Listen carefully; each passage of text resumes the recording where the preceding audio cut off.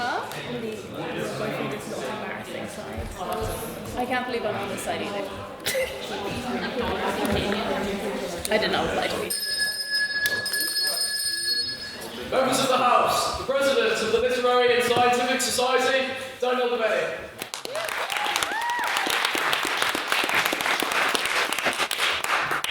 Members of the House, I welcome you to what is the 13th Ordinary Meeting of the 177th Session of the Literary and Scientific Society. Folks, I'm glad to be back. It is great to see you all. I haven't seen a lot of you since last year. Yes, I had to get that one in. But I hope during the break that you all feel revitalised, refreshed and ready to get into another very exciting semester of debate. If last semester was 1080p, this semester is HD. That's a New Year's resolution for you all. But anyway, I think during the break, and I've compared it before, it's like a roller coaster. Because you have Christmas or you have your holidays, and then you're just kind of waiting in limbo land until everything starts back again, until you get to the climax. So it's like a roller coaster going up. In fact, a wise poet and philosopher once said, life is a roller coaster, you've just got to ride it. I believe that was maybe Keats or Keating, one of the two. But life is a roller coaster, and we're in for a ride this semester, folks. Strap yourselves in, because just like a roller coaster, tonight, there might be a few screams, there might be some laughs, and by the end of it, you might want to mark your memories with a mug, no offence guys, a keychain or a magnet. And whilst we can't offer that, what we can offer are our lovely membership cards at the end of the table, our lovely Lerific pin badges, both a £5 each guys, and also some photos, and of course our Spotify from the end of this week's debate. But of course you don't need that because you're all here, and it's wonderful to have you all here. So let's get back on track with the roller coaster analogy and start into President's questions. So this is your chance to ask me whatever question your heart desires, but of course, as you all know, and to the new people in the audience, I'm really glad to welcome you here too. In fact, I want to mention that we had our own Refreshers Fair, and it's great to see a lot of faces from that fair who've made it here tonight. I'd also like to thank our friends from the PPE Society, the Book Club, the Lore Society, the Gown, and of course the Screen Queens who all joined us there tonight. But you can ask me any question you like, but of course no questions about my politics and no questions about my sex life or lack thereof. So, do we have any President's questions for tonight? EJ? Did the President get the chance to watch heated rivalry over the holiday season? I have no idea what you're referring to.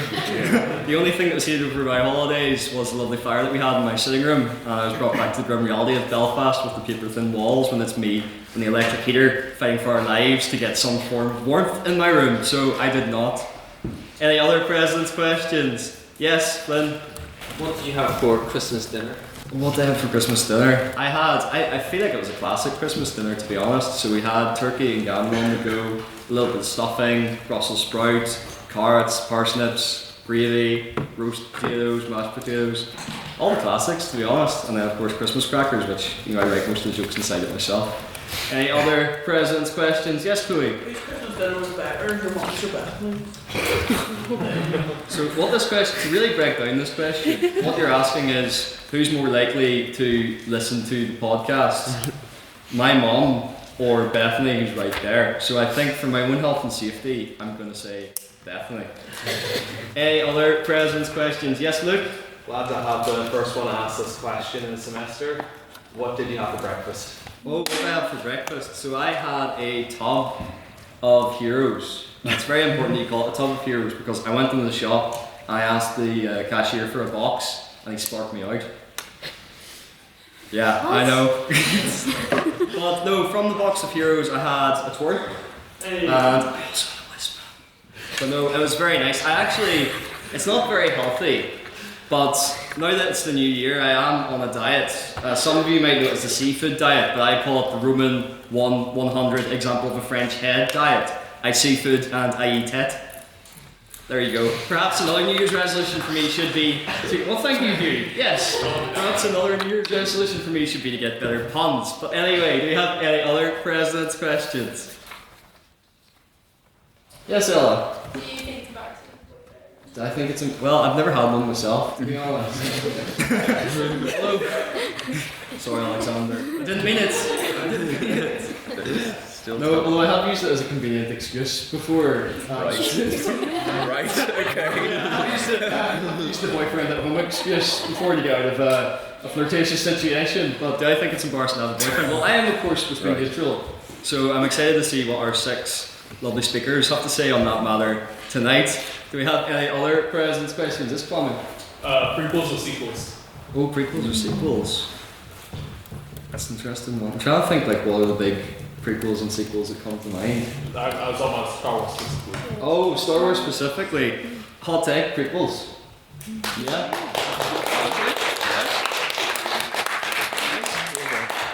You got too hot to take? Any other president's questions? Yes, Luke? In wake of the film Mario Supreme coming out, how good at ping pong are you? We had a ping pong set in the Holy Lands last year, and how no one was injured from playing ping pong in our small little kitchen, I will never figure out. I'm okay at ping pong, like I can hold my own, but I'm not Mario Supreme by any stretch of the imagination or Forrest Gump. You know, I don't stack to those greats at ping pong. Any other president's questions? Yes, EJ? Also, based off of Marty Supreme, what lengths would you go to get to Japan? I've not watched it, so what lengths would I take to go to Japan? I'd love to go to Japan, sounds nice. Yeah, and maybe go on like the chase to go to Japan, you know, win money, nice wee trip. Any other president's questions? Yes, Hugh? Coming up on the 25th anniversary of the Lord of the Rings films. So which one is your favourite of the trilogy? Oh, I'm gonna say, see, me and my friends watched all of the Lord of the Rings, and I feel like I was one of the most annoying people to watch both the Lord of the Rings and Star Wars with, because I was asking questions like 24/7 and they'd already watched it before. I'm gonna say the one, and this is how uneducated I am for Lord of the Rings, where he kicks the helmet and breaks his foot. 2 Towers. Yeah, gonna go for the 2 towers. Any other president's questions? Yes. Following on from that comparison between you and Forrest Gump, do you relate to him in any other way? Do you... Believe it or not, that's a great question. So I have a lesser known hobby, like Forrest Gump, where I really enjoy sitting on bench. I really enjoy running. I know you guys might not have heard of that before, but yeah, I do quite enjoy a run. So I'd say that's what me and Forrest Gump have in common. And in fact, the way Forrest Gump played American football is the exact same way that I played rugby. I was a winger, if you couldn't tell from my build. My coach literally just went, I still don't know the rules of rugby today. I just knew get ball, run, or scrum half does a crossfield kick and run. And it worked. So there you go. Any other president's questions? Going once. Going twice. Oh yeah, we have one over here, Jack. What Christmas movies did you watch over the holidays? Oh, what Christmas movies did I watch? I watched Click and Collect. I always quite enjoy watching that. I watched one called Finding Father Christmas, which I think Channel 4 had up. It had Stephen Fry and Hannah Fry in it as well. I thought that was quite good. I watched Home Alone, which is a classic. Yeah, just a nice variety of kind of Christmas films. You know, Die Hard? No, because I, of course, don't recognise that as a Christmas film. Because if we recognise Die Hard as a Christmas film, we must recognise Catch Me If You Can as a Christmas film, because Christmas is very much in that film throughout as well. Any other president's questions? Okay, so we shall now go on to our private members' business. So this is your chance as members of the house to bring forward anything that you've seen in the news recently, anything that's caught your interest, anything that you would like to gauge the opinions of the members of the house about. So, do we have any private members' business in the house tonight? Yes, Hugh.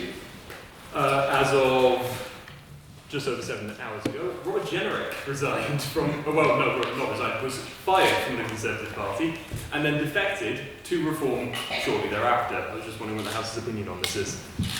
Anyone on Jenrick? Yes? Quite enjoying the story behind why he was fired.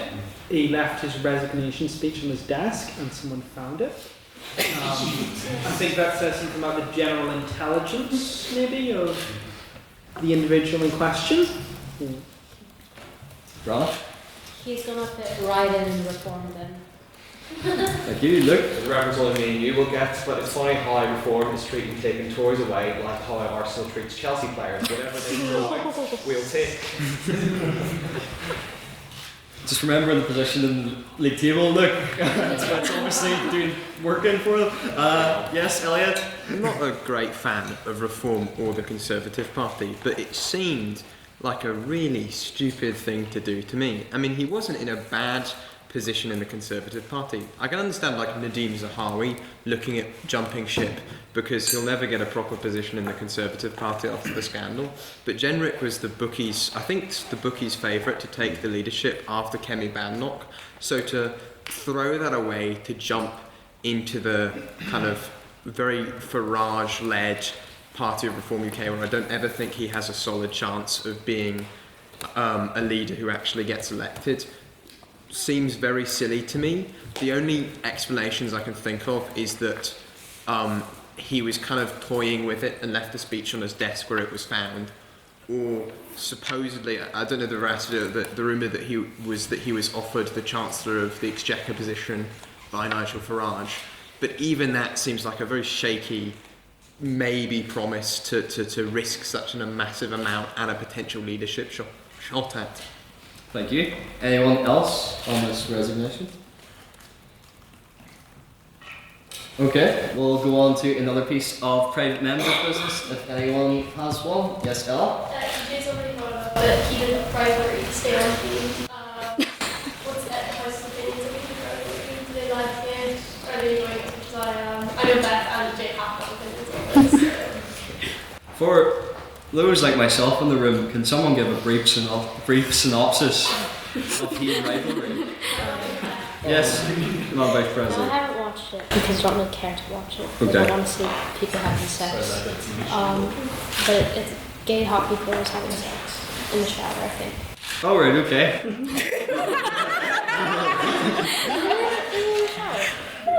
Would someone like to Vice President as well? Sorry. I assume other things happen outside of that. Oh, there was a really good plot alongside. Yes. I would like to defend the sex is purely for the plot of the show. It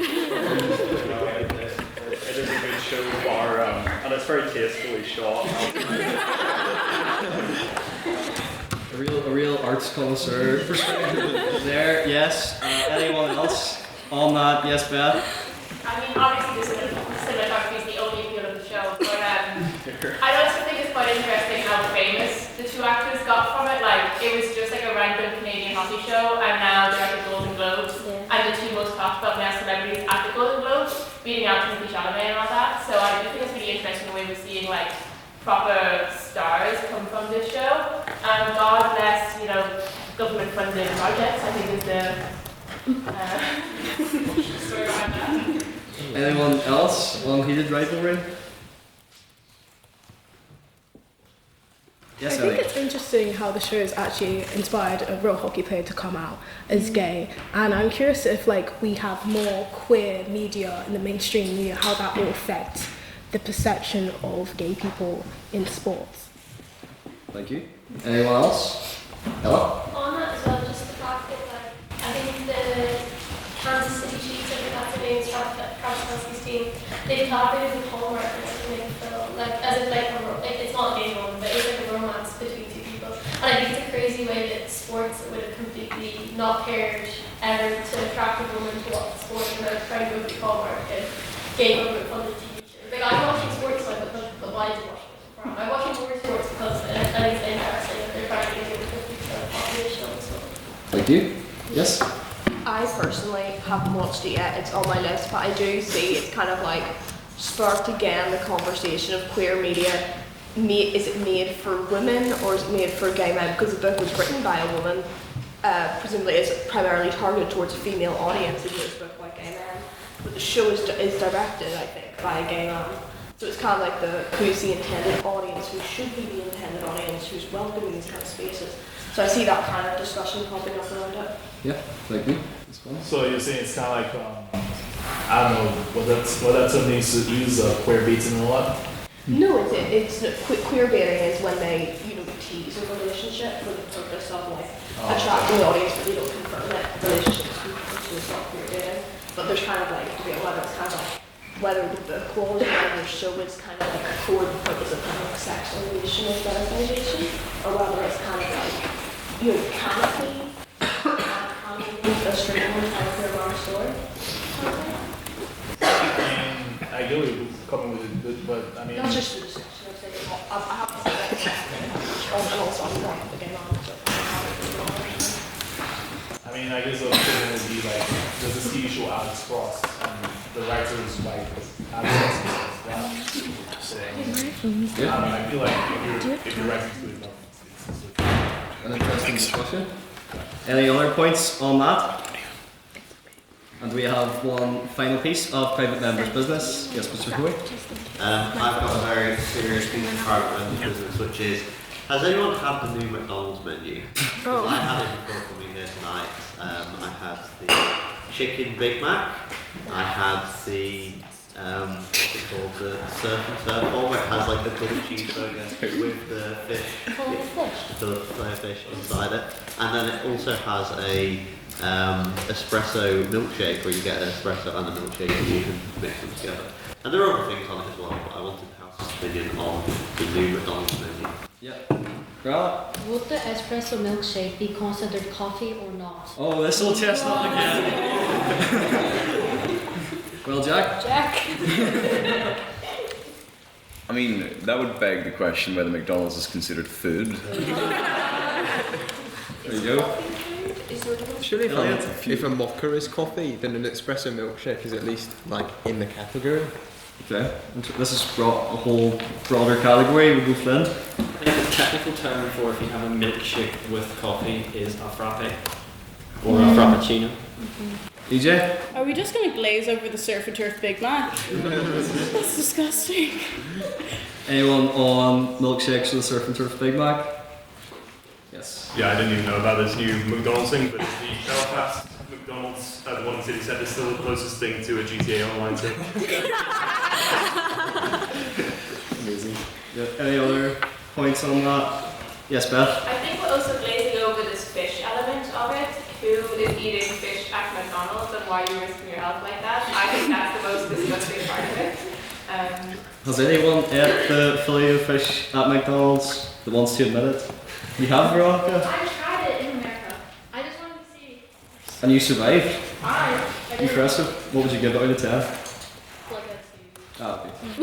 Yeah. Are we 100% sure that is actually fish though? Like it is coming out of McDonald's, so can't be entirely sure. I'm assuming it's not Scottish trout or something. I don't know. It's an interesting question. I think for the milkshake question too, the one way we can test it is if we leave it out, will it bring all the boys to the yard? Because if it does, then I think that's how we know for certain it is a milkshake. Do we have any other points on that? Yes, Elliot? I haven't had it, but I know someone who did. But I don't trust their taste because their main meal usually was plain digestives. But they would occasionally branch out with a fillet of fish, which I think says something as to the spirit and character of people who like the fillet of fish. An anonymous confession from Elliot there. What is your go-to McDonald's order? What's my go? Oh, this is like a president's question. Surprise! It's like I'll go for like whatever the burger is, usually. So there was one, like the Canadian burger was out when they did like the kind of international thing. I thought that was really, really nice. So I'll go for that, and then that and the meal, Diet Coke or Sprite, depends how I'm feeling. And then a McFlurry, but I'll go for the Smarties McFlurry. That's what my full McDonald's order would be. However, the chicken selects are pretty good as well. Any other points? Yes, Peggy? I'd just like to circle back to the whole espresso milkshake, espresso martini. Considering espresso martini as a coffee is a socially acceptable drink at 8 a.m. Interesting question. Yeah, but I revert back to one of my answers that it's probably 8 p.m. somewhere in the morning, so it's just cultured. Any other points on that? Yes? Yeah, I think an espresso martini is... I have an espresso martini in a can beside my bed. Now, I haven't had it yet, but it is there if I wake up and I should decide that I want an espresso martini. But it's the same way with Bailey's coffee. It's called Bailey's coffee. It's still a coffee, because I imagine coffee is the central ingredient. I don't think that we can consider a frappe a coffee. It's just a byproduct of coffee. tiramisu. He's got more coffee in it than a frappe. That's just silly. And also, on a final point, I think McDonald's is a little bit miserable recently. I just think that every time you try like the Canadian burger, it doesn't taste like Canada. It doesn't taste like anything. It just tastes like the same thing over and over again. I was subjected to the Grinch fries. And what on earth is on them? It's radioactive stuff. Oh, well, I don't like pickle. I will like it. Jack doesn't like pickles. No. Move it from... No. What tastes like Canada is my question for you. Yeah, well, that's probably... You've given me a nice softball easy get. I was going to say...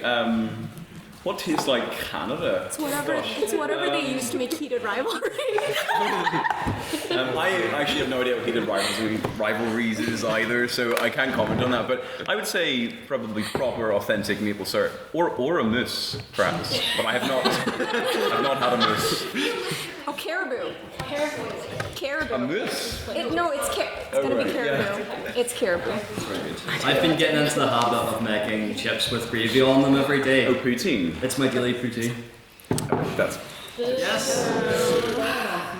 Maple syrup. I was recently told that you can actually ferment maple syrup. Does that still count as Canadian? This went from McDonald's to would you ferment the concept of coffee to Canada. This is great. Yes. I don't think nations own. They can't trademark a food. They can trademark the food as representative of their nation, but they cannot own the food. So if you ferment syrup, it's still syrup. It may be produced in Canada, which therefore makes it Canadian. But I'm not sure whether fermenting the syrup or even having the syrup per se unfermented makes it any more Canadian than it would be if it were fermented. Albeit that's a slightly entangled way of saying no, because I don't think you can. A nation can't trademark it. Well, they can. They can stamp it. They can't own a food. Swiss cheese. Yeah, but that's a commonality, not a. They still don't own the. They may fight fervently for Swiss cheese, but it doesn't mean that we can't bring it elsewhere and not call it Swiss cheese. We could call it Adam or an actual cheese name. Swiss cheese is just derogatory anyway. What we've reached here is the classical philosophical dilemma of if you have a Canada burger and over a period of time replace all the different parts of the Canada burger one by one, is it still the Canada burger or not? Once again, that's weird, it's ugly head. Do we have any other points? Yes, Flynn. A block of cheese and replace all the bits of cheese. You get the ship of cheesiest. Any other points? So do you guys have the McRib or is that? Oh, it's coming. Update? Next month, it's apparently we're going to get the McRib. It's coming next month. Is that even good? How do I know this? Don't ask. Accidental endorsement of McDonald's there at the end. If you want to give us money, go for it. Yes, I suppose that will conclude our private members' business. And now I would like to invite Mr. Secretary to read the minutes from our last meeting all the way back in December, which was this house would separate the art from the artist. Mr. Secretary.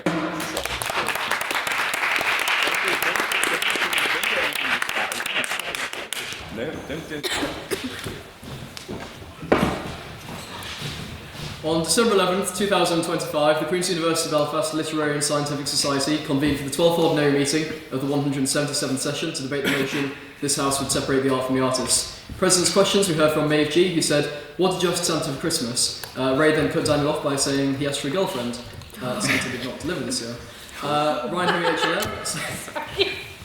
Ryan Henry HLM said, "How was your Christmas dinner yesterday?" Daniel said, "Delicious, and what's more, his carers didn't make him do any work for it." Eric said, "What's your favourite Christmas movie?" Daniel said, "Home Alone," which wouldn't be the case if Santa had gotten him a girlfriend. Calvin HLM said, "What will your family be debating this year?" Daniel said the Dulux colour chart for the new living room. Calvin also asked, "Does your tie have any special features?" Daniel, ready for this question, then clicked his tie, which did a rendition of Jingle Bells. Moving on to private members' business, we heard from Eri, who said, "What does the House think of Australia's social media ban?" Ella said, "Really good," and Maeve said, "Age restriction might ease off." Rosa asked, "Has anyone seen the Times Colour of the Year this year?" Ella called it bland, and this year has been anything but bland. What about 2006? That should have been the colour, because it was bland. Many of the freshers were born in 2006. Fact. I didn't get the name of this except that they had a fringe, and it wasn't Ray. The toy shaped box. Ryan Tuppety? Is that a name? Ella said that she's glad the show's gone back to being about toys, and Rosa said that he really settled into his role and understood the spirit of the toy show. Ella then said that he was on cocaine and hated on children. And Rosa said that was part of the fun. Daniel Devaney sung the praises of Ryan Hoey for his efforts, involved very heavily in the society, and gives credit where credit is due for his many years of service. Thank you, Ryan Hoey. Then we had the vote on prior opinion, where we had 9 votes for the proposition, 10 votes for the opposition, and 9 abstentions, meaning that the opposition carried and the motion fell. First on the proposition, we heard from Ash, who said some kind of a disclaimer, which could be a good idea if George finally never speaks again. She said we should censor or boycott artists and art with a bad name. We would then be asking people to boycott much of their culture, and it's not realistic to expect people to fact check the origin of everything they do. Dead artists can't be affected by boycotts, and consumption is not necessarily endorsement. Next we heard from Rosa, who spoke about the hypocrisy of listening to Kanye West while lambasting people who support other scandalous artists. It's a skill issue, she said, and that she does it without problem. Luke Coyle then interjected and said anyone can take meaning and give meaning to things. What if I just want to enjoy my favourite comfort movie? There wasn't really a reply to that one. Whatever your opinions of her, by consuming her material you are agreeing with her. Don't know who that was about. Second on the proposition we heard from Leon. The crux of his argument was that there's a fundamental gap between art and artist. Use art for your own use and separate it from the artist if you can. The process of removing art from artists sees lots lost and nothing gained. Use their work for your own ends and your own views. You can't legally say that you should pirate things so people can't take money. Seek the joy in the transformative power of art rather than score settling. Twist the intended meaning to go against what a bad artist believes in. If they intend hate, use it for joy, so on and so forth. Art is subjective and you are the subject. Second on your position, we heard from Louis, who said Lovecraft is really influential and makes amazing art, but he is turbo racist. He hated all of the usual people. Many of his work stems from the belief that minorities are tainting others. Art is made in the context in which it is created in. The artist is the art, and the art is the artist, and therefore you can't separate them. Pieces of the artist are always found within the art, no matter how subtle. Third on the proposition, we heard from Luke Coyle. We'll be graced with him again tonight. Art is about what it invokes in the person, he said. When he listens to She Bangs the Drums by Stone Roses, he thinks of a wonderful day out with the drums. He then called that it was a horrific take, that Ella dislikes the Smiths' music. That was sort of the long dispute that I couldn't be bothered to write down. Then, tuning into popular culture, he commented that the new Frankenstein seems to look awfully similar to the average UCD LNH lurker, which is an excellent point, actually. Third in opposition, and finally, we heard from Ella Mullen, who said that our task is to determine meaning itself. She asked us to saw the creator cleanly away from the creation. Art emerges from the people and carries the meaning of the artist with it. Sometimes the novel can't be separated from the artist, she said.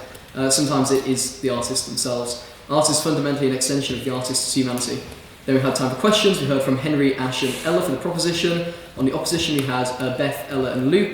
And the abstaining question was James, Turish, Ash and Rosa. Finally we had our vote on speakerability.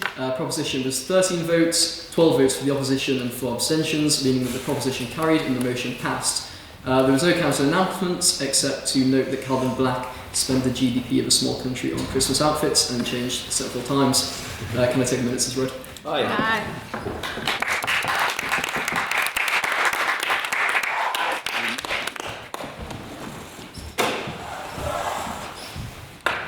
Thank you, Mr. Secretary, for those minutes. And now, before we get started for our main spectacle of this evening, we are going to go through some of the rules first before we conduct our vote. So, you can see here before me 6 wonderful speakers. They will take it in turns, proposition and opposition, to come to the podium and deliver speeches of 7 minutes long. The first minute and the last minute of their speeches are protected time, which means the 5 minutes in between are unprotected time. This means that you, as members of the House, or indeed their adversaries on the other side of the table, may offer a point of information to challenge what the speaker is saying in real time. To offer a point of information, I advise you raise your hand and you shout on that point, POI or point of information, to which it is then the speaker's discretion whether they accept your POI or reject it. As well as this, you must leave 15 minutes. 15 minutes? That'll be quite long actually, yeah. You must leave 15 seconds between each POI and keep your POIs to a maximum of 15 seconds, just so they're nice and short, and the speaker can then move on with their speech. We'll have a bell to indicate our protected time. And also you'll notice that I have a gavel, so I will keep you right if your POIs go over slightly. And we also have a rule about swearing, Madam Vice President.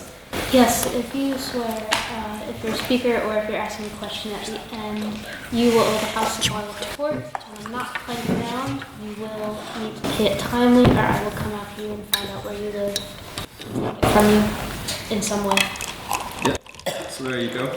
I wouldn't mess with her if I were you. You know, it's not just the Hoylands that can have a spar in the corner. Ray can put them up as well. So anyway, without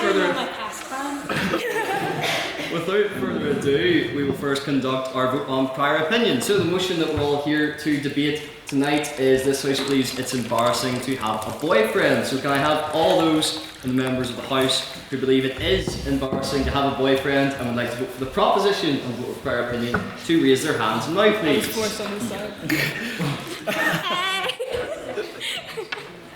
I'll send for the Jack. Nice and high. It's not the order. Why are you here? It's not the order. Okay,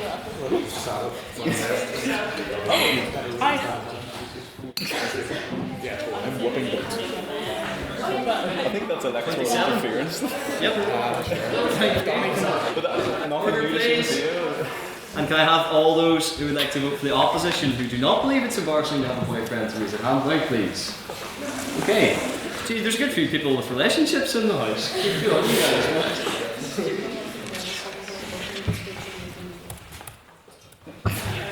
Is this an admission, Alexander? And then finally, can I have all those who would like to abstain from the vote on prior opinion to raise their hands now, please? Brian.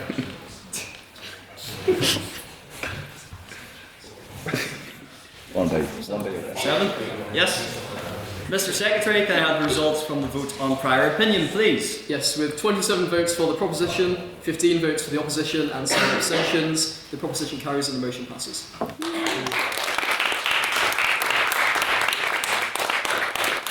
And now to begin, for first on the proposition, I would like to invite Luke to the podium, please.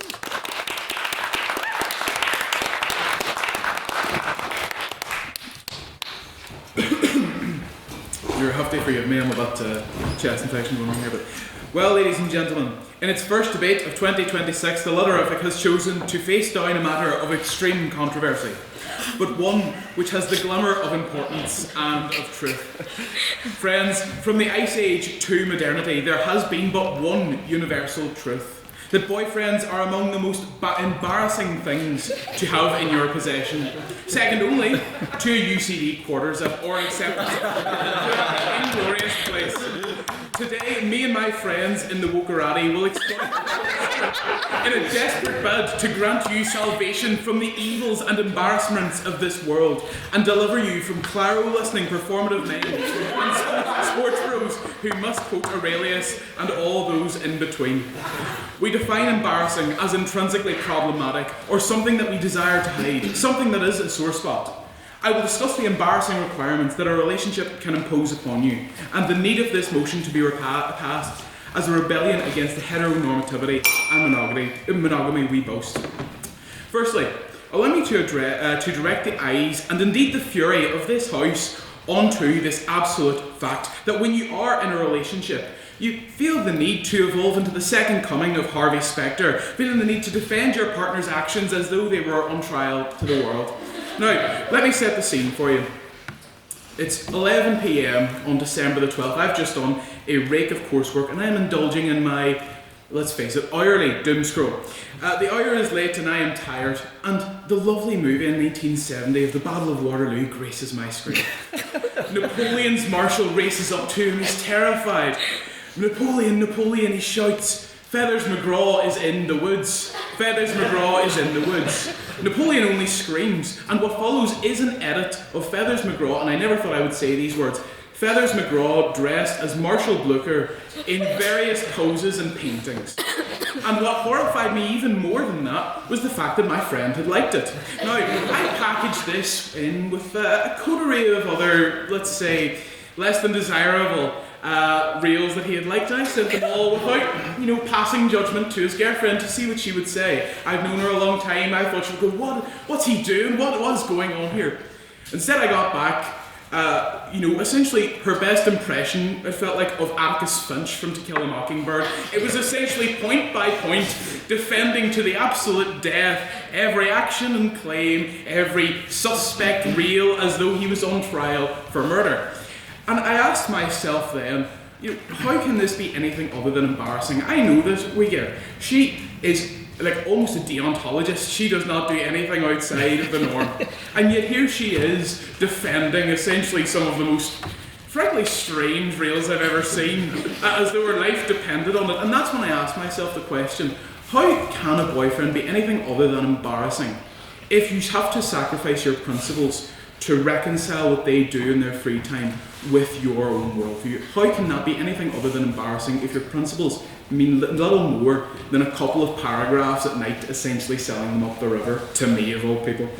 Now, I shall address an often ignored group, and that is that of the queer community. I wish for you to understand that your love was never meant to fit into the system, one of heteronormativity, the one which germinated boyfriends. For centuries, our love had to be shared only in the dusk, in the twilight hours which heteronormativity allowed for us to have. Tears shed, hearts broken, and left in nocturne sweet embrace, for we could not hold ourselves, and indeed our relationships, to the light. Now the world lays open, cracked like a clam, to reveal the pearl of possibility. We need not confine ourselves to secrecy, or to the singularity and monotony of a boyfriend. We may find community and friendships that replace the need to acquiesce to the archaic heterosexual shackles. Nietzsche said, and yes, Jack, I am mentioning Nietzsche, that we must burn the boats, immolate ourselves so that we may live anew. So do not disrespect yourself by clinging to the ashes of the old society, and live freely. Experience 10,000 lifetimes in one. Find 10,000 causes, beautiful existences, and 10,000 glorious freedoms. To have a boyfriend is to immerse yourself in the swamp of old heartbreaks of those long dead who wished desperation for your freedom. Baldwin once said, I cannot accept Western values, for they do not accept me. And I tell you, do not indulge in the hemlock of heteronormativity, for it has never indulged in you. Ladies and gentlemen, I also just want to talk about one last thing, and that is the subtle death of a relationship, which I believe is compromise. I've seen it in some of my friends, and to an extent I have had to compromise with some of my friends. One of them, for some odd reason, loves Doja Cat, and I actually can't stomach her music. I feel like so much of it is just elevator, guff, really. And I can't reconcile the fact that I have to be friends with this man with the fact that I have to listen to that when I'm in his car. Now, I have to compromise, and that doesn't necessarily make me feel good, but that's the only compromise I have to make. I have seen relationships mean compromise after compromise after compromise. And as I said about your principles, your tastes, your preferences, even the way that you dress, they should not become subject to compromise in a relationship. I said that we must love freely, and we absolutely must. Don't let any, somber-looking slender man tell you what to do with your life. Love freely. Don't let boyfriends who will embarrass you at some point, let's face it, it's kind of par for the course. Don't let them embarrass you. Love freely. Love truth. In conclusion, today this house must be brave. Like Blucher, we must advance and advance first and take no pity on the system that we trample underfoot. Boyfriends are embarrassing, for they are the sign of the oppression of women, of the queer community, and of the sacrifice of the essence of self in mutilating compromise, which is always up for grabs in such things. I beg you to accept this motion. Thank you.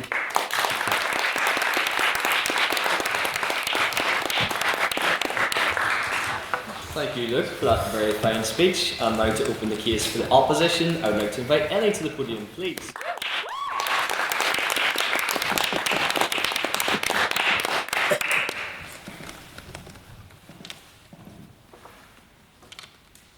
Chronic onlineness is an acute, rapid onset disease, often fatal, that describes a person with a screen time so egregiously high, so beyond redemption, that they conflate internet with real life. It also perfectly describes the type of person who generally believes that having a boyfriend is embarrassing. The type of person who minimises their own joy because they have maximised the importance of others' opinions. Someone who lives under the constant terror of self-induced surveillance because they refuse to stop posting Instagram stories with Benson Boone playing in the background. A glaring issue with the entire having a boyfriend is inherently shaming argument is that it operates solely within the framework of social media. But the truth is that the average countless normie does not have an enormous following analysing whether they're a hashtag good feminist for being in a relationship. Female influencers lose followers after revealing their love affairs because they become a different product when they showcase it. If people relate to them as an entity devoid of attachments, then once their contact shifts, they're no longer interested. If I followed you because you made knitting content and then you started posting about your gym journey, I'm unfollowing you. Not because going to the gym is by default demeaning, but because that's not what I signed up for. Another flaw is that the proposition only focuses on people who are relevant, straight people. Why? Because if you go beyond that tiny structure, the argument falls apart. You'd be hard-pressed to find a reason why a man dating another man is a degradation ceremony without being violently homophobic. This narrative of compunction operates on the assumption of heteronormativity, and as usual, the gays are sidelined. Yes? You know why? Yeah. Don't you think that this motion gets to the heart of us fighting back against heteronormative norms as straight women? I'm actually going to get back into that. Yes, being alone is better than being in a terrible relationship. But that's not what this motion is about. Because what the proposition will argue to you is that women are embarrassed by posting their boyfriend on social media because of three primary reasons. One, it's cringe to post relationship content because it feeds into traditional culture that relationship gives you value or affirms your womanhood. Two, if your relationship is healthy, posting about your boyfriend comes off as vainglorious, especially in the current dating environment. And three, some people find it embarrassing if you post your boyfriend and then you subsequently separate. To rebut the first point, in a patriarchal society that penalises women for merely existing, any choice that a woman makes by herself will be chastised. The conflicting narratives that state that if you're single, it's because you're undesirable, but also that being in a relationship is a humiliation ritual, serve as avenues to mock women for our perpetually bad decisions. By insinuating that the very idea of a woman choosing something as trivial as a partner is embarrassing or, God forbid, heteronormative, you legitimise misogynistic views that argue that women are so incompetent that we need someone to decide things for us. Women can literally not seek companionship without it being some kind of moral failing that affirms right-wing beliefs. Spoiler alert, the need for companionship will persist in every society, whether the societal structure is imbued with chauvinism or not. Demonising the pursuit of love is not how you fight heteronormative ideas. As for argument 2, social media exists for flexing. In the same way that a man wearing a ballet with saggy pants doing a money spread is supposed to be a flex, so is a woman showing off her man. Just because James on Tinder is ghosting you doesn't mean other women should refrain from expressing their happiness. Like, girl, we're going through a recession and you're more disgruntled with like a partner woman than like Jeff Bezos, get a grip. As for the final point posited, I ask you this. What's wrong with making mistakes? As much as it pains me to say this, women don't always make the right choices. However, that doesn't mean you shouldn't make any choices at all. So what if you break up with a boyfriend that you posted in the past? It's better to learn from a failed endeavour than to never try at all due to a fear of flopping. You probably have pictures out there of you hugging your ex-best friends. Do you simply not make new friends out of the fear of the friendship failing? Girl, if you truly found your boyfriend to something to be ashamed of, you wouldn't post him at all. Women deciding to blow up the face of their boyfriends instead of completely omitting their existence in general implies that there is still a perceived social capital associated with having a man. They should have privacy concerns. Women should have the right to showcase their partner rather than being scrutinised as an extension of themselves. The real reason why we are so averse to the idea of heterosexual relationships nowadays is because we are conditioned to be hyper-independent by social media. How much did you hustle today? Some from the bottom, now we're all the way up here. What colour is your Bugatti? We are constantly consuming slop that chants, don't let anyone define you. But then, when you discover the joys and love of companionship, people start looking at you like you've lost the plot. Oh, you've got a boyfriend. Ooh, Maddie just lost her wings. Showing vulnerability means you failed the self-sufficiency test. And what greater show of vulnerability is there than a romantic relationship? With the announcement of a relationship, your carefully curated veneer of perfection crumbles because it acts as a damning reminder to others that you are human. Now, I'm not arguing that independence isn't valuable, and that we shouldn't all be striving to be our best selves and practice self-love. But you can love yourself and still crave connection.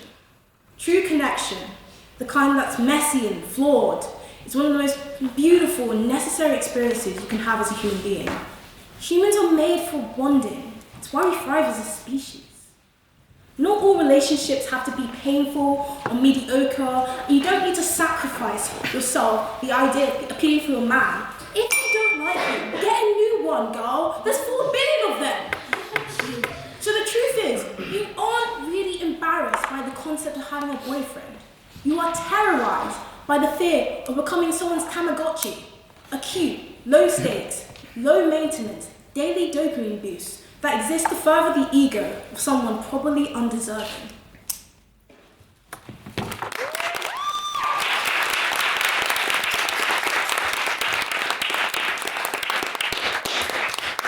Thank you, Ellie, for that very fine speech. I'd now like to invite second on the proposition, Ash, to the podium, please.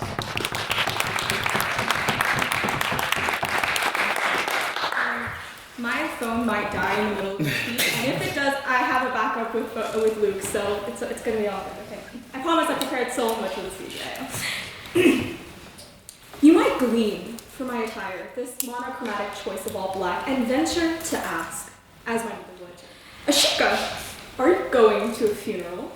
And the answer to that is yes, because the boyfriend era is dead, though I regret to say that I am not here today to eulogize, extol, or idolize its demise.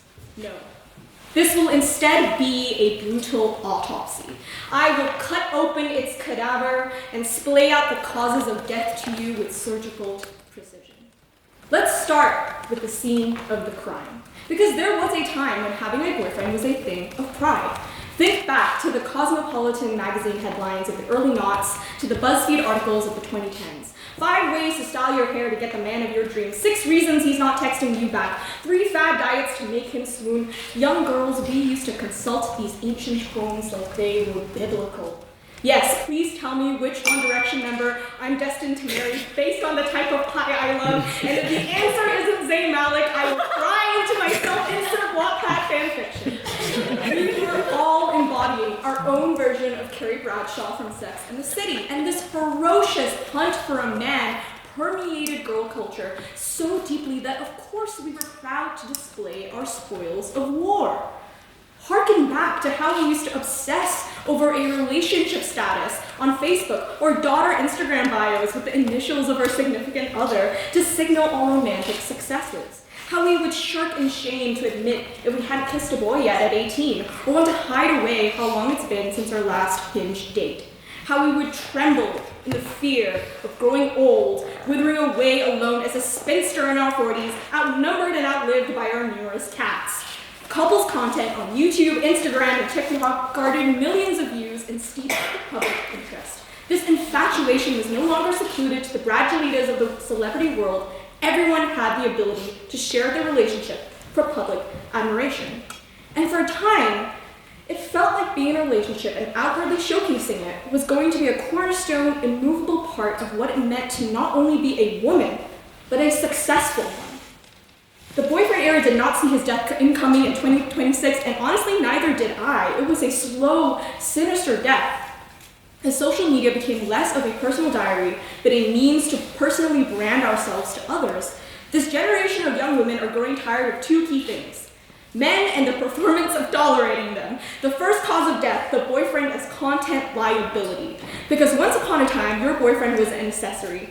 Now he's a reputational risk. He's that intern who keeps replying. Oh, you post one soft launch photo and suddenly your friends are like, wait, isn't this the Tinder guy who left you stranding in City Center at midnight to go play League of Legends with his friends? Theoretically, of course. In the era of personal branding, having a boyfriend means you are voluntarily attaching yourself to to a man whose digital footprint includes a 2016 tweet using the wrong slur, a podcast phase, and a truly alarming opinion about Andrew Tate. That is not romance, that is hostile corporate merger. And here's the thing, women are accepting that we are just so much cooler now. We are funnier, smarter, hotter, more politically literate, more emotionally articulate. The asymmetry today is embarrassing, which brings me to the second cause of death, diminishing returns. What exactly is the boyfriend providing in 2026? Because it used to be security, stability, status. Now it's splitting the bill, explaining a movie you were already enjoying, and asking, are you mad, every 12 minutes instead of doing the dishes. We are sold the idea that having a boyfriend was a flex, but at some point, women collectively looked around and realized, wait, I'm doing all the emotional processing, all the scheduling, all the remembering of birthdays and anniversaries. In return, I get someone who doesn't really like texting. That's not a relationship, that's unpaid customer service. And this is why having a boyfriend is embarrassing, because it increasingly looks like settling publicly. It's announcing to the world, yes, I considered all the options, and this was the best one. Now, let's talk about the shame pivot, because shame used to belong to single women, but now the embarrassment has shifted. It is no longer humiliating to say, I'm single. That now communicates mystery, self-respect, a 10-step Korean skincare routine, and disposable income. Saying, I have a boyfriend, and on the other hand, invites follow-up questions you don't want answers to, like, oh, what does he do? Oh, how long have you guys been together? Oh, are you happy? And God forbid you answer too enthusiastically, because now you sound like you're trying to convince yourself. Even pop culture has turned. The cool girl is no longer in love, she is unavailable. She is booked, busy, mildly emotionally distant, and thriving. Meanwhile, the girlfriend character is increasingly portrayed as tired, compromised, and explaining basic feminism to a man who's got mommy issues. In a world where micro-influencers like Daniel Waters are getting absolutely crucified for posting a self-indulgent 21-part series on how she's going to marry a man she has only met 3 months ago, and imploringly, condescendingly telling the single girl that she's destined for a man, we are just not having it anymore. We've reached a point where women whisper, I have a boyfriend, the way people whisper, I still live with my parents. Context matters. And finally, the fatal blow, choice. Women today are not opting out of relationships because they are undesirable. They're opting out because they are no longer compulsory. Economic independence, community, therapy, friendships, fulfillment, all the things boyfriends were supposed to monopolize. We have alternatives now.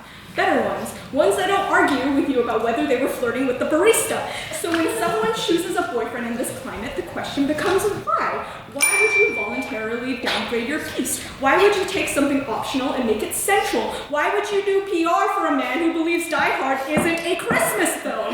That's embarrassing. Not love, but prioritization. So no, I'm not saying romance is dead. I'm saying the uncritical glorification of having a boyfriend is. I'm saying the era where women were expected to center men for validation, status, and success has been laid to rest. This isn't a tragedy, it's a mercy killing. And so yes, I am dressed for a funeral today, not for love, not for connection, but for the outdated belief that a woman is somehow elevated, completed, or made impressive by the mere presence of a boyfriend. May it rest in peace, preferably single. Thank you.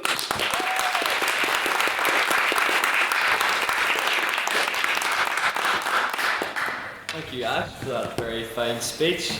And now I would like to invite second on the opposition, Elliot, to the podium, please.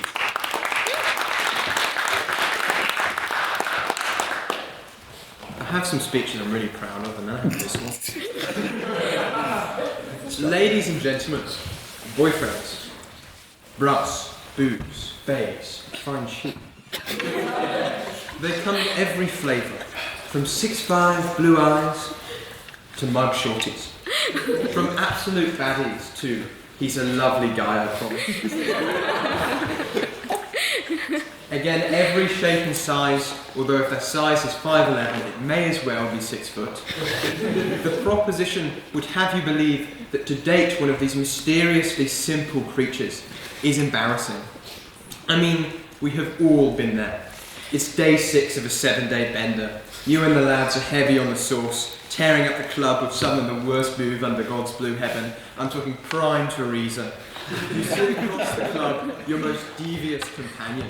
Normally, he'd be 3 snooze deep and feeling the synergy, or popping club candy and heading down to Xanadu right now. He struggles to remember his own name, and his favourite route home is police officer. But something is wrong. His top 3 shirt buttons are still done up. He is quaffing a non-alcoholic beer as he approaches you and says, "I'm going home." "No," you say. "It is a crisp 2 a.m. on a Tuesday evening. The night is still young. I need to get home to my boyfriend." You can scarcely believe it. The greatest hinged bandit to ever do it has been cut down and fried, struck by Cupid's arrow.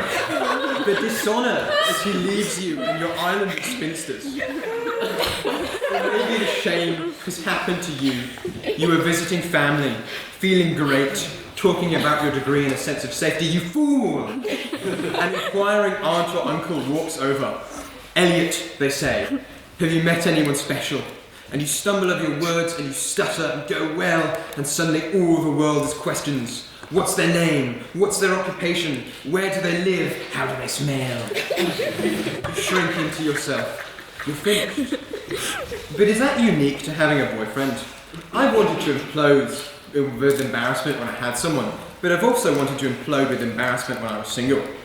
At family gatherings, my grandma asks cousin 1 how the boyfriend she broke up 6 months ago is doing, and cousin 1 has to explain modern dating culture to a woman who thinks that Jacob Rees-Mogg is a very suave young man.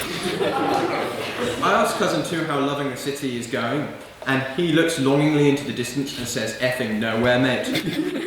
We go to cousin 3's wedding, where all the groomsmen tell increasingly drunk stories about him, and he shrinks into himself. Cousin 4 asks cousin 5 is he feeling in one knee in particular, and then starts doing lunges up and down the aisle to demonstrate his suggested course of action, then points at his girlfriend. We then all proceed to tease cousin 5 at various points because his girlfriend is from the Western Cape, and as a cultural tradition, he has to offer her father a large amount of cattle, and his girlfriend has a master's degree, so the amount of cattle he needs to offer is incredibly heightened, and he lives in a 2-bedroom flat in Cape Town, so he doesn't have anywhere to put the cattle. Then the mother of the groom tells an extremely but terrible story about the father of the groom, and we all want to die. Every stage and gender of romance can be embarrassing. Single, dating, relationship, newlywed, going strong, divorced. At some point, you're going to feel like sinking into the ground. It's not unique to boyfriends. My sister has a girlfriend, and I promise you, my parents do not lose a beat mercilessly teasing her about it. Romance is embarrassing, not because of your boyfriend or girlfriend. They would tease her, just to say, it's not, it's like the generic parental kind if you've got a partner teasing. That sounds bad now. Romance is embarrassing, not because of your boyfriend or girlfriend, but because we're all a bunch of miserable cynics who like making fun of you. And that leads to a healthy, natural sense of shame. The problem is that this natural sense of shame can lead to you putting weight on things that exist purely because of social media. When a woman hard launches like Daryl on her IG page, she doesn't lose followers because nobody likes Daryl. A lot of people who have these kind of parasocial relationships with influencers where they think because they've invested a lot of time and intention they're entitled to like affection in return, and then these sort of very strange, typically men, when their relationship is launched, are like, they're disappointed. And I also think it's a thing where people attach that kind of self-validation in being single. I think you can be very self-confident in being single, but I think a lot of people are nervous about it, and then they depend on a lot of that kind of ego and pride in being single upon an influencer always being single, and when that ceases, they take it as a personal attack. So when Daryl arrives on the scene, these kind of parasocialites slap off to go and sit in dark corners and complain about how nobody's romantic these days. However, with the guise of social media, it's easy to interpret this as somehow your fault for having game or whiz or moves or whatever kids call it these days. But outside of social media, have you ever actually felt like someone looked down on you for having a boyfriend or girlfriend? It seems inherently silly to me, outside of the virtual world. It's why, as the first speaker points out, the original article from Vogue in this debate is almost entirely centred around being terminally online and social media. I brought up this motion to one of my co-workers because I was really struggling for ideas, and she found it utterly incomprehensible. I suspect the same goes for a lot of people in this room, because why on earth would having a boyfriend be embarrassing? They haven't received the necessary dose of online brain rot to recognise the phenomenon. And yeah, it might be annoying when people make having their boyfriend their one thing, but it's annoying when people make fishing their one thing. Anything is annoying when it's someone's one thing. And contrary to the beliefs of a lot of people in this room, that actually includes university debating societies. Conclusions are quite difficult, and I was hoping for some POIs, so I tend to avoid writing them. I've got one here, though, that I came up with 5 minutes ago. Merriam-Webster defines boyfriend as a frequent or regular male companion in a romantic relationship. We've let our perceptions be warped by the online sphere. In real life, things are different. When you say you're going to have a shower, no one messages you saying, "without me," unless they're my flatmates. Thanks, you. In the real world, your cousins make fun of how many cows you need to buy, and in the real world, no one gives a toss whether or not you have a boyfriend.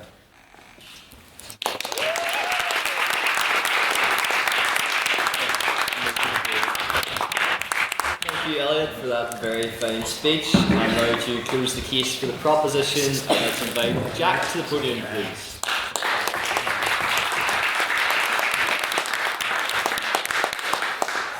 I'm beginning to understand why you said it might be funny if I speak on this, given the depth that everyone else has went to. In a rare admission of informality, I shall share an anecdote, but I ask that you all keep it private. I once went on a date. Ignominy was palpable, because when we arrived at the dessert menu in the restaurant, I said, "Shall we get the tiramisu?" What's tiramisu? Oh. Okay. Shall we get the panna cotta? I've never heard of that. And then the final blow, Luke, was, what's creme brulee? And at this stage I knew that it was totally and utterly inconceivable that I would ever have a friend, because if people like this are so embarrassing, why would I? Who doesn't know what tiramisu is? But anyway, I was, after Ella asked me to speak on this, I was in Sainsbury's. And I really like Christmas, so you know Christmas is great. But I particularly like mince pies. So I was in the bakery aisle and I saw they had mince pies reduced for 99p, which is great because they're usually $1.99 for a 6-pack. Anyway, I bought them and it got me thinking about the motion, because I remember when I was buying them that in Puritan England mince pies were banned for being too associated with the Pope and all those things.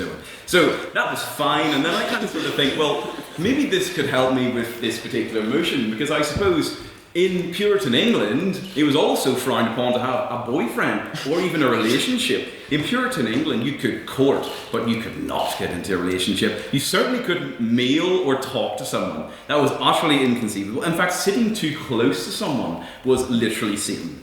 And I kind of thought, well, so there's examples of societies where having a boyfriend is not only embarrassing, it's actually a crime. So then I moved to... This is the trajectory of my mind, I'm really sorry, I have nothing else to offer. I then moved to Victorian England, where,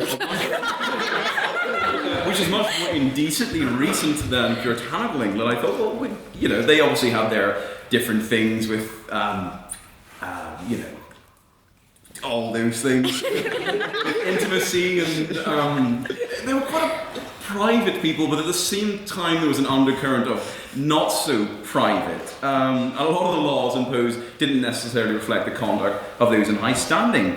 But I did then, again, you're nodding, so you're agreeing, and I never thought you could agree with Victorian England, but I thought a little bit more about the nature of relationships, and again, it seems to me that there's palpable embarrassment about having a boyfriend in Victorian England. You could have a suitor, or you could court, or you could have a particular friend, as they like to call it in Georgian England, but not a boyfriend. That was totally and utterly embarrassing. Career ender there. The girlfriends were fine, because Queen Victoria genuinely did not understand how two women could ever have a shared sexual interest. So they didn't outlaw lesbianism, but they obviously did outlaw what they call sodomy. So if you wanted a girlfriend, it wasn't embarrassing at all. If you wanted a boyfriend, step too far.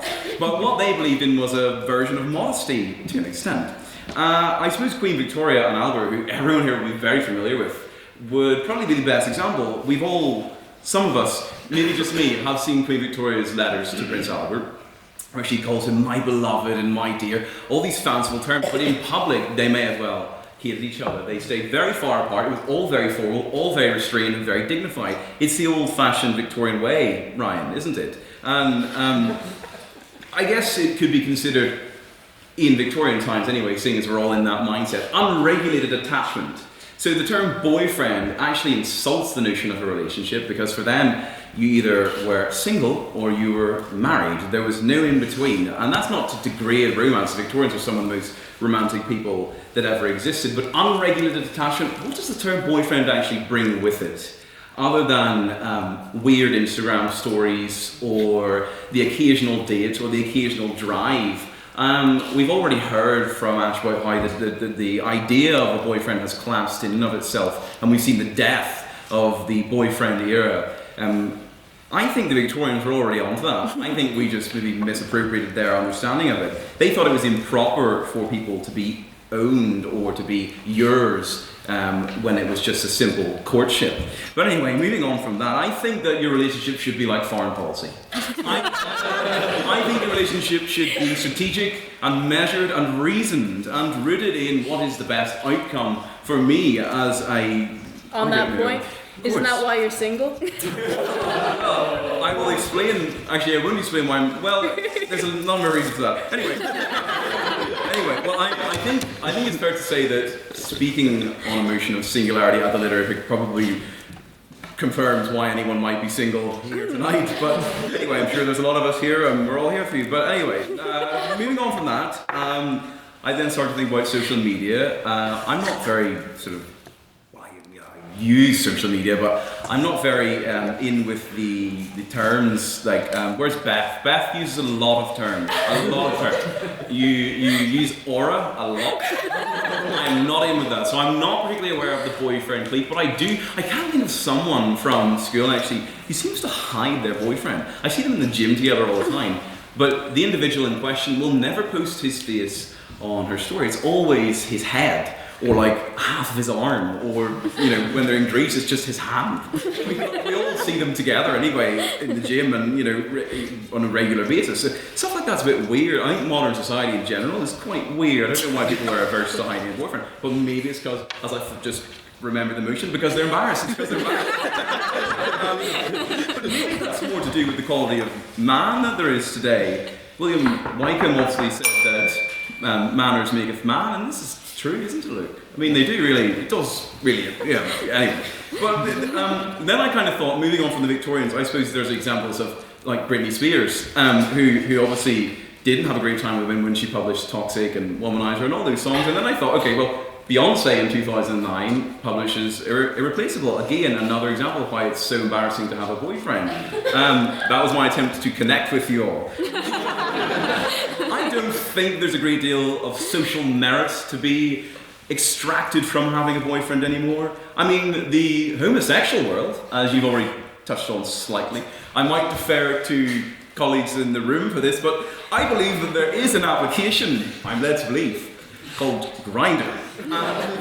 Within the different and odd and unique vernacular of this application, there is the idea, or at least in theory, the idea that you can have a relationship. But from what I'm led to believe, and I will finish up, from those in the room that are aware of this app, but those who are aware of it would tell me that relationships, Ryan, are not very common. I'm not saying relationships are not to be extracted from this. So maybe society has just moved on and we're going back to puritanical England and we were going to ban mince pies again. So I'm very sorry for this speech, but I commend my comments to the House.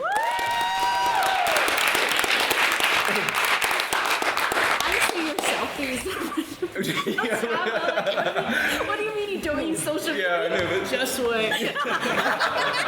Thank you, Jack, for that very kind speech. I'd now like to invite the close for the opposition and to close the debate as a whole. EJ to the podium, please.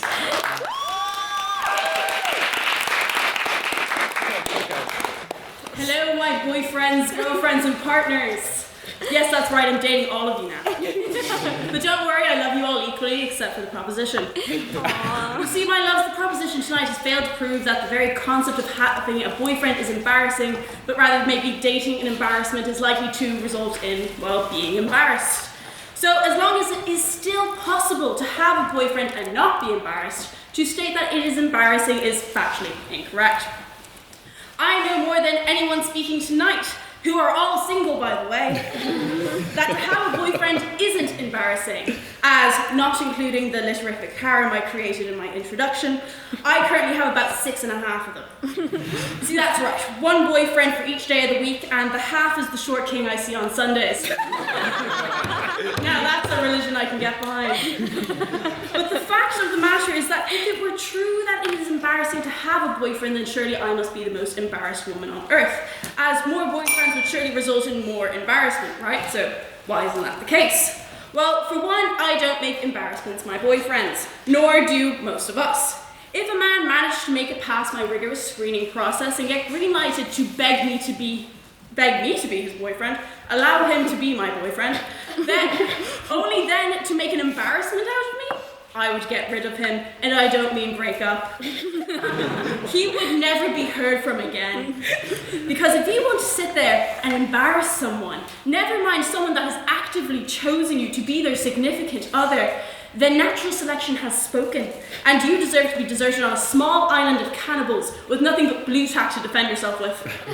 Do you all really get where I'm coming from? Sure. Are you admitting to some kind of crime? Not yet. Let me break it down for you a little better. Let's take Elliot over here as an example. If Elliot became your boyfriend, that would be embarrassing. Brother is a London posho and a white South African. Pick a struggle. But it is not embarrassing that you have a boyfriend. It's embarrassing that your boyfriend is Elliot. Additionally, this debate is part of a real fad we're seeing in the internet and among our generation where everything is embarrassing. It's embarrassing to be friends with too many girls. It's embarrassing to be friends with too many guys. It's embarrassing to call your mom too much. It's embarrassing to be a virgin. It's embarrassing to have lots of sex. It's embarrassing to have a pedicure because why? Are you taking feet pics and selling them online? That's embarrassing too. It's embarrassing to run a marathon. It's embarrassing to post your Strava stats after a run on your story, Steele. It's embarrassing to do a master's. It's embarrassing to join a rug club, although that I do agree with.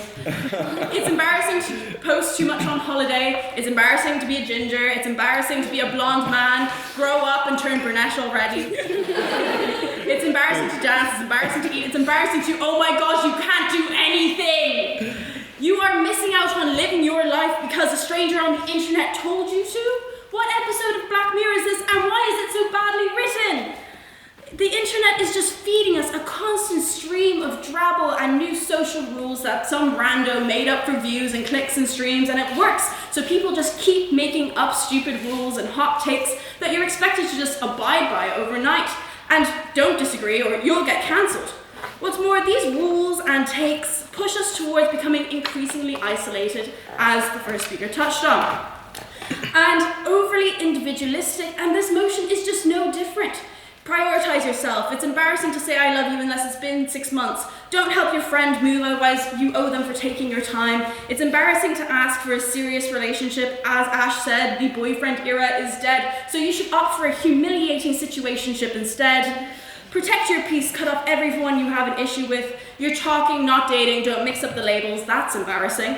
Don't ask what are we, don't be the other woman, but also don't be exclusive. Having a boyfriend is embarrassing. These kinds of statements are leading us down a dark, lonely path where at the end we're just sitting alone in a dark room staring at screens like it's Fahrenheit 451. Doom scrolling and making all of these hot taker having influencers even richer, while we sit there and hope we don't die in an embarrassing way.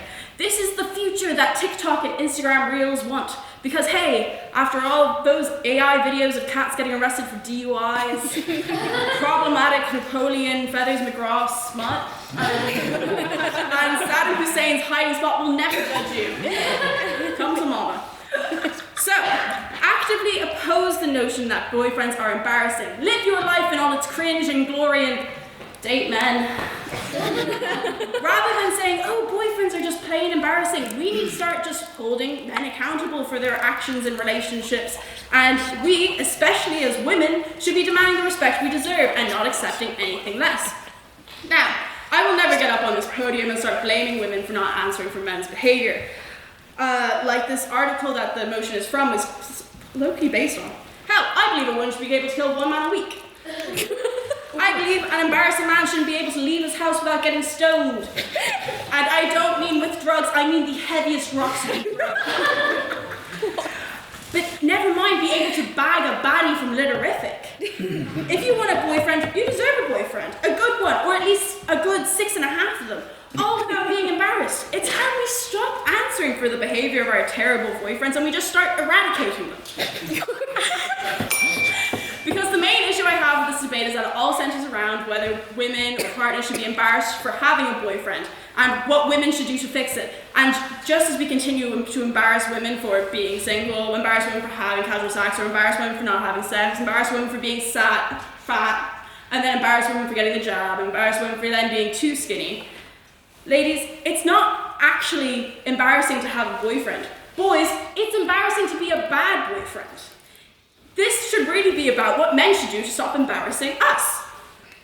And it's time men start feeling a little shame for how the way some of them treat their partners that they're meant to love, never mind like. As Austin Butler once said on Subway Takes, embarrassment is an underexplored emotion, which means big things coming from a man who's still pretending to be Elvis 5 years on from that mediocre movie. If Austin Butler was your boyfriend, that'd be embarrassing. But only because he thinks he's Elvis. And if your boyfriend is embarrassing you, don't worry. That's not your boyfriend. That is a clown. And you are entitled to a replacement, so get rid of him. Gird me the Mulligan.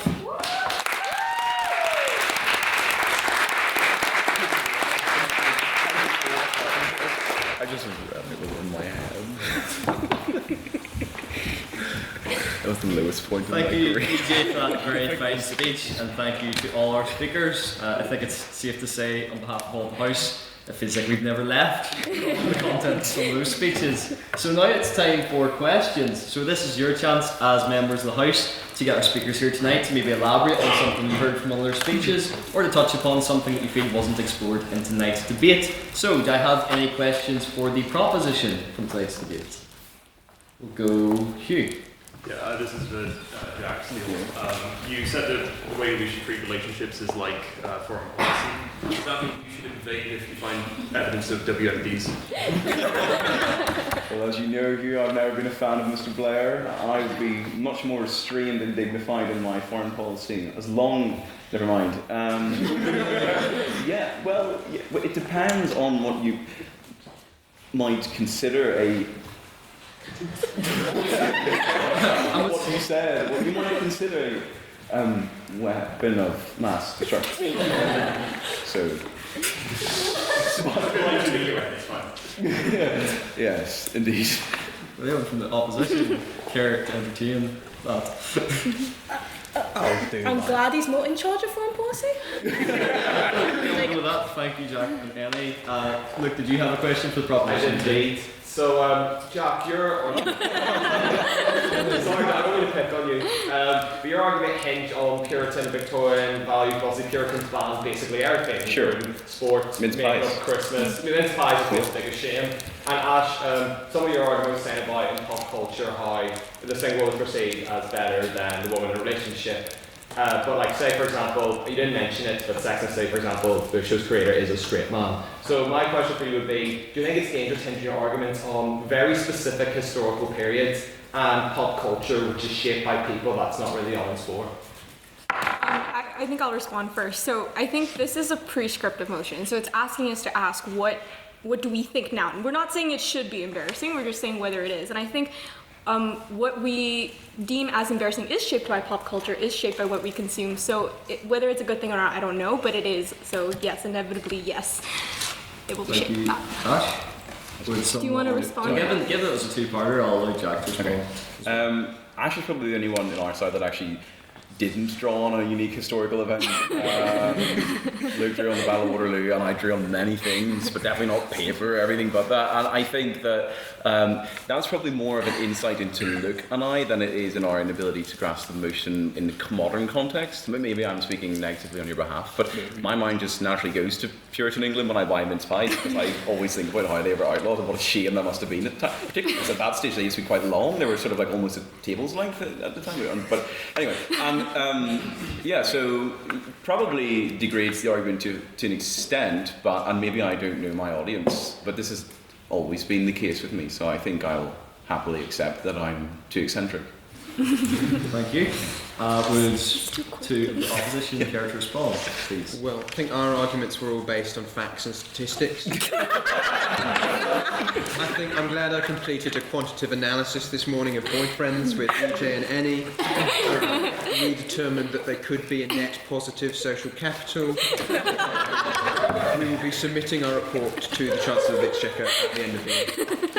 I think I listened to the wrong speech because instead of quantitative analysis, I thought it was more a synopsis of the In-Betweeners movie. Yes, did someone else want to respond? Ideally, no. That works for me. Would anyone like to ask a question to the opposition in the House? Yes, Ella. I think Elliot touched on shame being like productive, like shame is a good thing. And as like someone who grew up Irish Catholic, I think I'm still dealing with a lot of it for like everything I do, whether it's drinking milk or like missing that action like I did yesterday. But is shame actually like, do you actually think that shame is a productive thing, or does it does it actually make you feel better? I think shame is a very broad definition, and a lot of people have these different kind of associations with shame. I have positive and negative associations with shame, depending on what it's associated with. But I think social shame is almost undeniably a social tool. Like, we shame certain parts of behaviour that are obviously not okay, like, you know, going to Kremlin to fish for freshers. We shame that, and I think that's perfectly reasonable. So I don't think that shame is always positive, and I think that it definitely has a lot of negative associations. But I think we definitely should shame people that only post about their boyfriends, because I'm sick of seeing that your story. I know who you are, and you know who you are. But I don't think shame is inherently a bad thing, more than it is a phenomenon that can be good or bad. Thank you, Elliot. Would someone from Proposition care to respond? Me?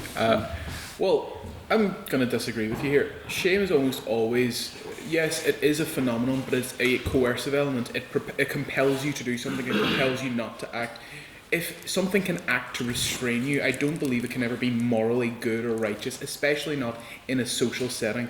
We've mentioned a lot about shame here, and the idea that shame can be good, frankly, well, I'd like to first start with saying the whole motion here is talking about whether or not it is embarrassing, whether or not you do feel shame. So the fact that we're debating whether or not shame is good here, we've already accepted the fact that having a boyfriend is embarrassing. So we can pass this motion now, wonderful. But I would also like to point out that shame is not inherently good. Shame can keep people where they are. Shame can keep people in, loveless situations, and certainly in situations where they'd rather be experiencing something better. Life without shame and life without embarrassment is a wonderfully good thing. It's never good to adopt shame. And the idea that somehow being embarrassed, I don't really grasp your point, because you said, yeah, it's kind of good, but in that, have you not acknowledged that having a boyfriend is embarrassing? If you're not saying that, yes, the shame is good. Frankly, the existence of shame is embarrassment. You've kind of just agreed to us. Thank you, Luke. Given that there were two for the proposition, I'll take another question for the opposition, if anyone has one. Yes? Yeah, we'll go. Yeah. Actually, I disagree with you on the shame. Yes. I mean, I was mistook what you're saying. Are you saying that shame can never be good, or? Yeah, I don't necessarily. I don't ever think it is. Especially, I use the example in the first debate of the year of I would get shamed out of doom scrolling on Subway Surfers to go to try my best attempt at working out, but I never felt good doing it because I wasn't doing it out of a proactive need. I wasn't telling myself this is good for me. I was telling myself I feel so terrible, I must do this. That stains the entire action to me. That can never be good. In the same way that I don't ever believe that a murder can never be good, but in the action or the intention behind it stains whatever course of action you undertake. Shame is a pervasive, essentially cancerous item, and that's what I believe. I think you should be ashamed of that. I think in that case, shame. Do you have a question off the back of that? Was that just clarification? Okay. Did we have a question from Peggy? I had a question specifically for the Speaker of the Opposition. You mentioned that if you're embarrassed by your boyfriend that you should get a new one who's not embarrassing. Would you happen to know of a single man who's not embarrassing? I have 6.5 of them. Yep, short and sweet.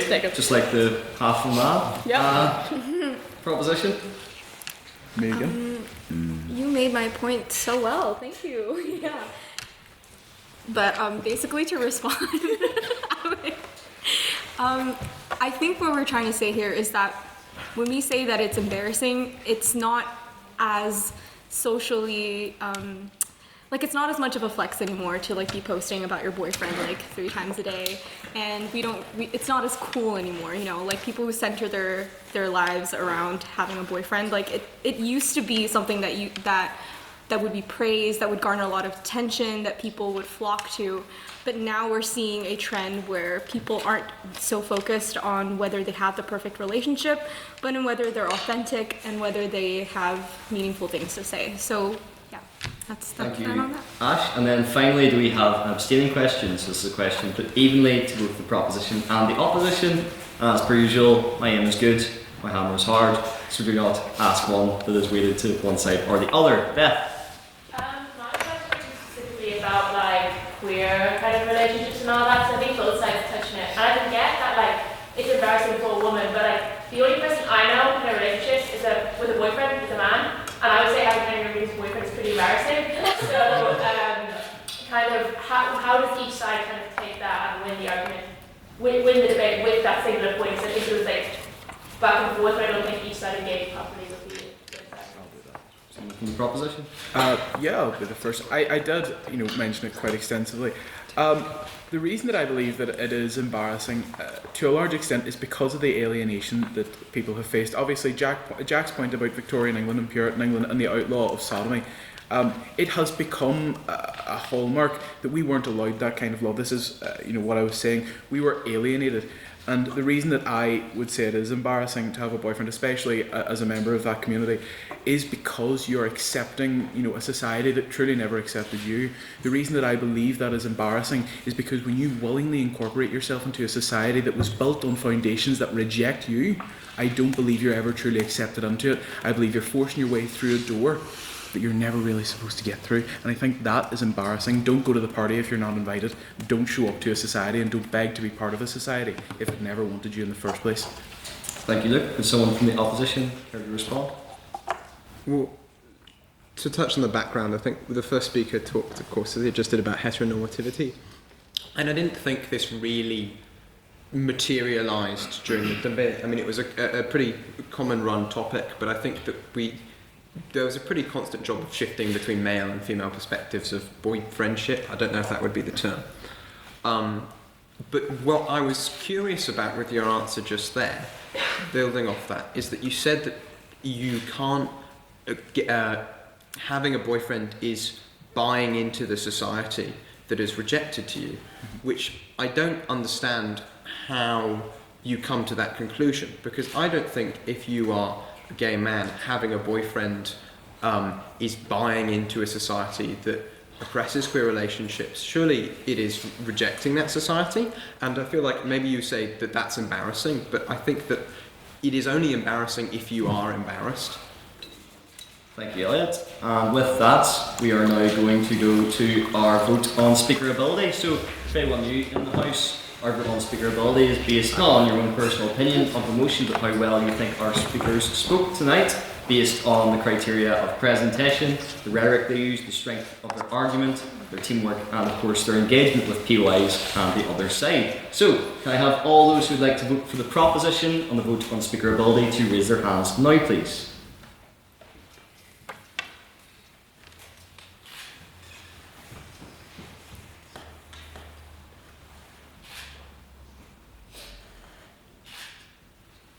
Yep. And can I have all those who'd like to vote for the opposition to raise their hands now, please?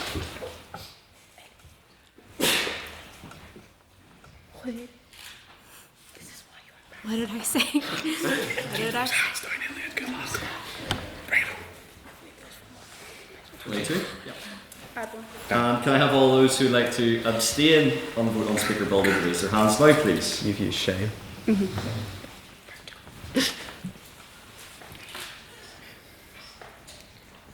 8.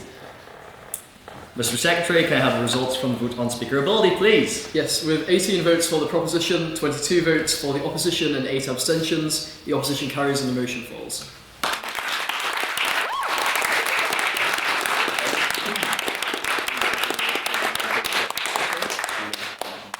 Yes, and can I just say again, well done for an excellent debate. With 175 years of momentum behind us, our rollercoaster of Lerific is well and truly taken off, and we are set to reach new heights. And on that very point, I would like to invite members of council to give their announcements for all the exciting socials, events and debates we have lined up this year. So can I have my council announcements, please? Yes, Madam Internal.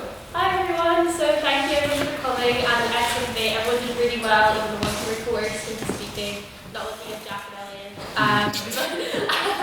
But it was a really, really good debate, and I'm really excited for the term card this semester. There's loads of fun motions, so you should be signing up to speak. I don't like sleeper agents. I don't like people who come to debates and don't talk to me about speaking. I don't care if you're scared. It's fun and it is everyone's really nice. The motion we have next week is this house would rather be a traitor than faithful. This is coinciding with the absolutely amazing event on Friday, which is the Traitors finale. But the motion is not confined to just the Traitors as the TV show.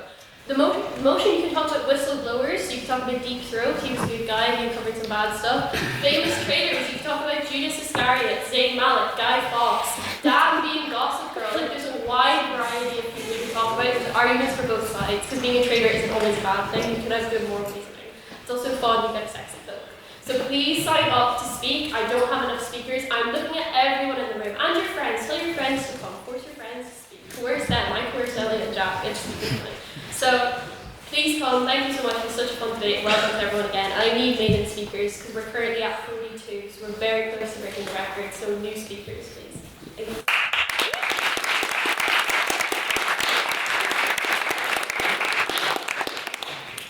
Any other council announcements? Yes, Madam Treasurer. This is just a thing. Membership is obviously still open. I had a question. You don't have to repay a membership the second semester. It's an annual thing, so it's every academic year, so no worries. But if you aren't a member, you should consider being one. It's £5. You get a £5 cheaper ticket to the formal, I believe. As well as many other benefits. And also, if you want to take part in any competitions, you have to be paid a member. But it is really fun. It's £5. Either pay in Fixer, or if you want to save yourself 60 pence, give me £5 cash. But yeah, and also check your emails and see if you've gotten something about a student number. We do not have a lot of student numbers, and you aren't officially a member according to Queens, according to us in our hearts who are real members. But the SU does not see it that way. So check your emails, give me yours, or come and give me, no, don't come and give me student number. Some people have done that. It goes in my notes and into the ether. It was not made with the SU. Respond to your emails, please, I beg. Thank you.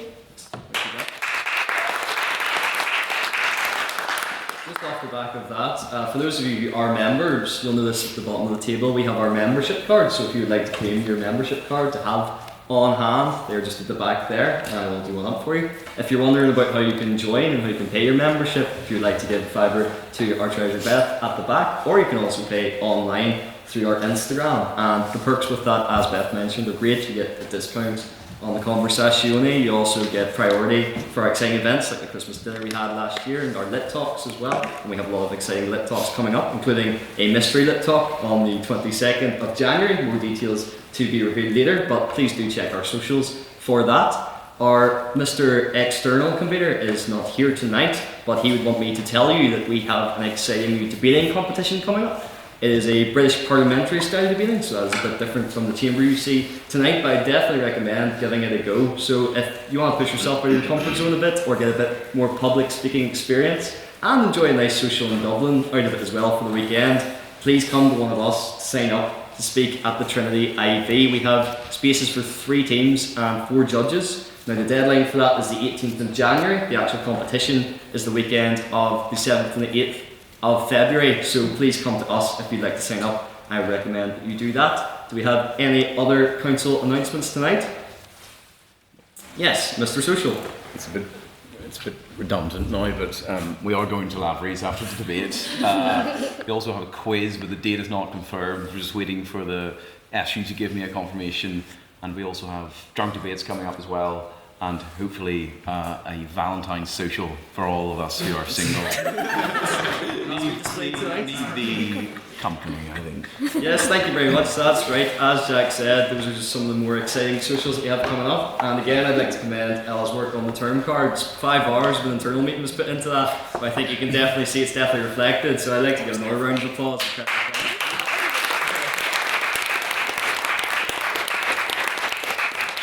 Said, we don't just come here to debate and then all go home our separate ways. So if you would like to join us in Lavery's, we would very much encourage you to do so. And with that, I would like to invite our speakers to the front. Council will stay behind to clean up, and I call this meeting adjourned. No,